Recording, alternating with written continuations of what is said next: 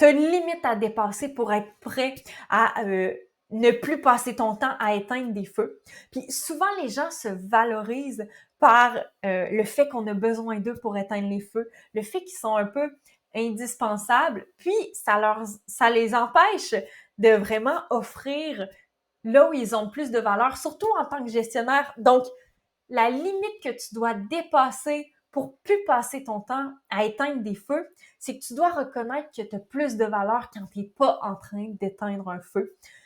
Pense à des projets que tu as. Donc, si je te dis, exemple, OK, bon, mais petit projet de rénovation, mais tu peux prendre autre chose si tu n'es pas bon en rénovation.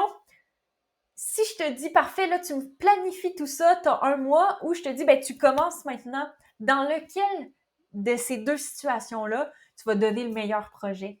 C'est sûr que c'est la première. Pense aussi à des vagues, un océan.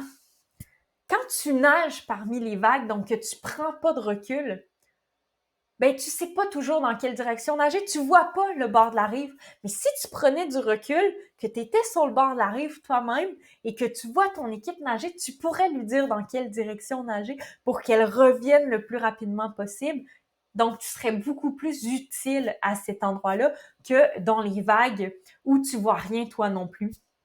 Puis finalement, ben si t'es pas en train de gérer un feu toi-même, tu peux soutenir des gens qui gèrent des feux et donc en régler beaucoup plus, apporter ton expertise dans beaucoup plus de feux à la fois. Et ça, c'est